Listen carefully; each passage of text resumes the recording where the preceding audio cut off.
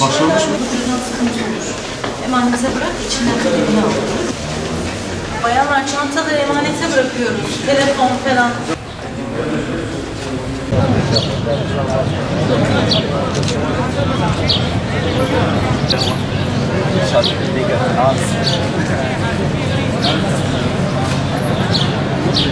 Güzel, gerek daha tuzlu.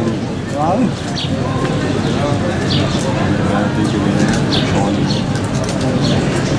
Matematik sorumluyum. Emek geçecek. Defatif burası. Sen mesajısı değil mi?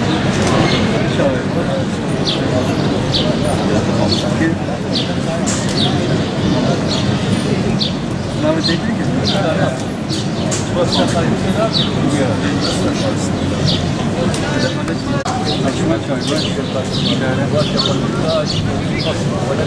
Coğrafya şunu biraz matematik.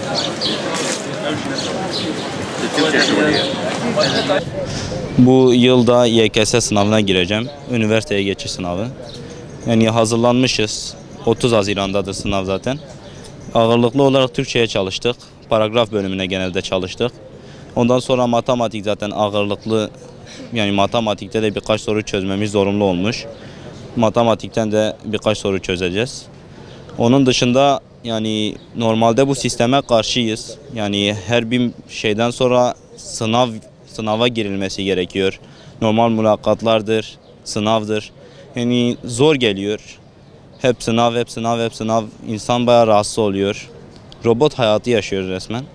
Ondan dolayı çok rahatsızlık çekiyoruz. Yani bilmiyorum, hazırlandık, bir bakalım. Çalıştık. İnşallah güzel bir puan elde ederiz. Bu sene mezun oldum. Pek fazla çalışmadım yani ama Türkçe'ye falan çalıştım. Biraz matematik. Sınava girdiğimizde o duyguyu tadacağız. Yani şu anda ilahiyat var.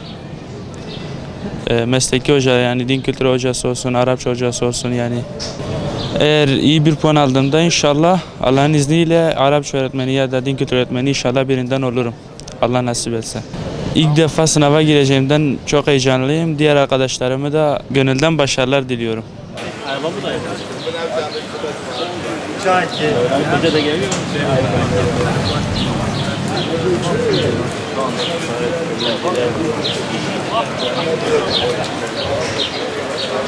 Öncelikle cumartesi ve pazar günü yapılacak olan YKS sınavına girecek olan bütün öğrencilerimize başarılar diliyoruz. Rabbim onları muvaffak eylesin.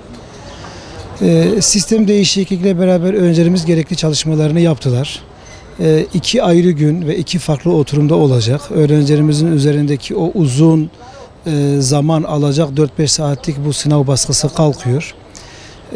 Cumartesi ve pazar günü öğrencilerimiz öncelikle eğer zamanları varsa bir gün önceden sınava girebilecek olan okulları ve sınav yerlerini görsünler.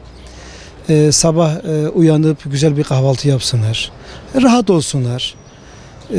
Ve sınav merkezlerine en az 1 saat öncesinden gitsinler.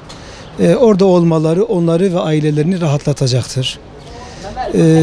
Ve 10 yıl aradan sonra ilk defa Kızıltepe'mizde de sınav yapılacak.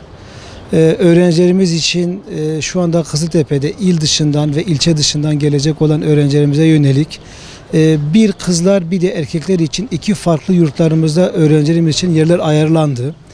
Erkekler için Özcan Yıldız Anadolu İmam Hatip Lisesi yurdumuzda yerlerimiz hazır. Bir de kızlarımız için de Ayşe Özyeğin kız yurdumuzda da gelecek öğrencilerimize yerlerimiz hazır. İnşallah sağlıklı ve güzel bir sınav olacak. Öğrencilerimiz de inşallah mutlu bir şekilde evlerine dönecekler. Katılacak öğrencilerimize başarılar diliyoruz.